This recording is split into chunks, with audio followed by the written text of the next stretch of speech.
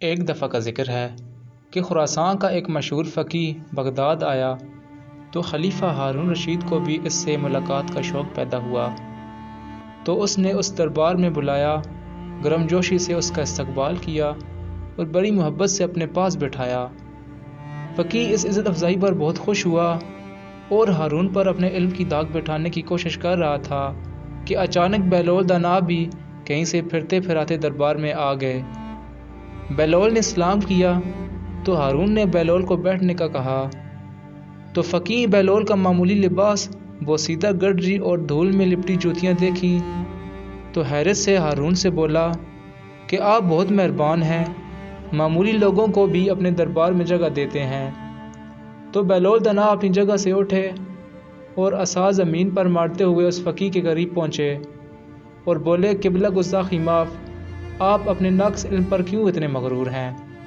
آپ میری ظاہری حالت کو نہ دیکھیں اور میرے ساتھ علمی بحث کے لیے تیار ہو جائیں تاکہ آپ کو پتہ چلے آپ کچھ بھی نہیں جانتے۔ تو فقیہ نے غلط انداز سے بہلول کی طرف دیکھا اور بولا، میں نے سنا ہے کہ تو پاگل ہے اور میں پاگلوں سے مباحثہ نہیں کرتا۔ تو بہلول دانا نے مزے سے کہا، میں نے کب کہا کہ میں پاگل نہیں ہوں؟ میں تو اپنے پاگل پن کا خود اقرار کرتا ہوں، مگر آپ ہیں کہ آپ کو اپنی کم علمی کا کچھ پتہ ہی نہیں۔ تو ہارون نے عجیب نظروں سے بہلول کی طرف دیکھا اور بولا، بہلول خاموش رہو، تمہیں معلوم نہیں کہ یہ خراسان کے مشہور فقیہ ہیں؟ تو بہلول نے اطمینان سے کہا، اس لیے تو میں چاہتا ہوں کہ یہ مجھ سے علمی مباحثہ کریں۔ ہارون کو بھی علم مباحثوں کا اور مناظروں کا بہت شوق تھا، تو وہ اس فقیہ سے بولے، کیا مذائقہ ہے، تمہیں بہلول کی دعوت قبول کر لینی چاہیے۔ تو فقیہ بولا، تو پھر میری ایک شرط ہوگی۔ تو ہارون نے اجازت دی اور بولا، تم جیسے چاہو شرط رکھ لو۔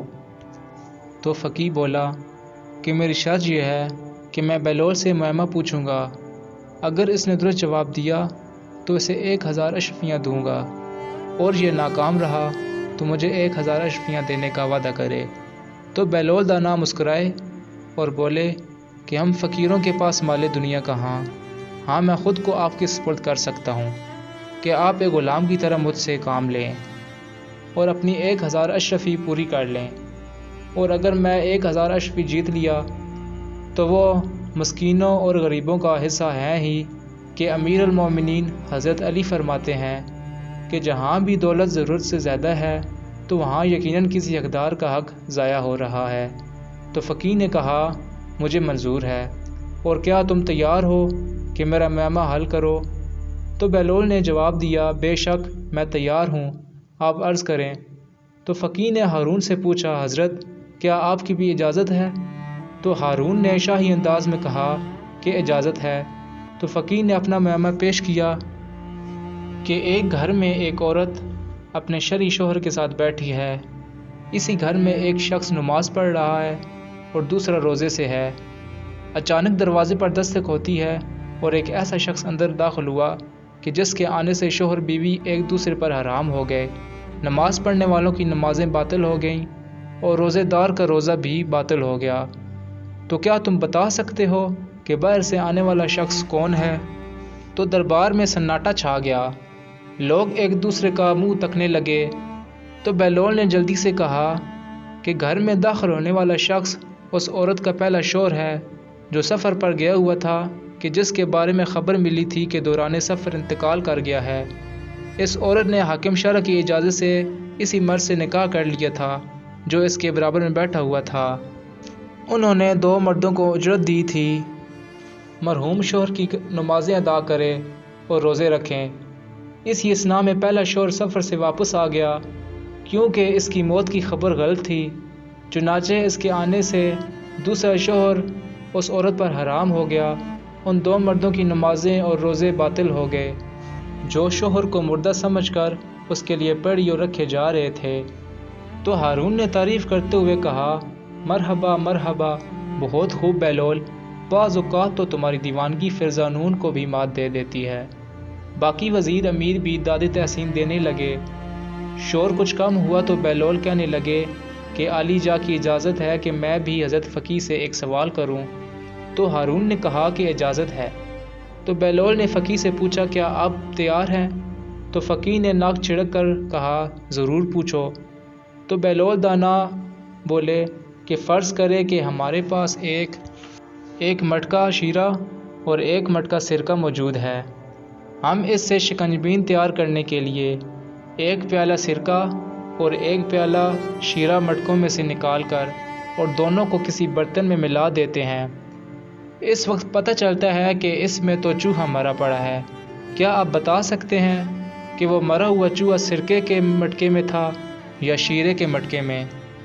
ہارون محفوظ ہوا اور اہل دربار بھی مسکرائے۔ سب کی نگاہیں فقیر پر لگی ہوئی تھی کہ وہ اس معاملے کو کس طرح حل کرتا ہے۔ وہ گہری سوچ میں غرق ہو گیا اور بہت دیر تک ایک لفظ بھی نہ بول سکا۔ تو خلیفہ ہارون رشید نہ انتظار نہ کر سکا اور بولا کہ بہلول تون نے تمہارا معاملہ حل کرنے میں ایک لمحہ بھی نہیں لگایا، تمہیں بھی اس سوال کا جواب اسی طرح دینا چاہیے۔ تو فقیر نادم سا ہو گیا، اس کی نگاہیں جھک گئیں، اسے اپنی کم علمی کا اعتراف کرنا پڑا اور بولا کہ عالی جاں میں یہ معاملہ حل نہیں کر سکتا۔ تو ہارون نے بہلول کی طرف دیکھا اور بولا بہلول بہتر یہی ہے کہ تم خود اس معاملے کو حل کرو۔ بہلول دانا مسکرائے اور بولے کہ حضرت فقیر اب بھی ناسمجھی پر قائل ہوئے ہیں یا نہیں؟ تو فقیر بولا کہ بہلول تم نے مجھے احساس دلا دیا کہ علم کی کوئی حد نہیں ہوتی۔ کسی ظاہری حالت کو دیکھ کر اسے کم تر خیال کرنا نہیں چاہیے۔ تو بہلول دانا بولے تو سنیے جناب، ہمیں چاہیے کہ اس چوہے کو کنجبین سے نکال کر اچھی طرح دھوئیں، پھر اس کا پیٹ چاک کریں۔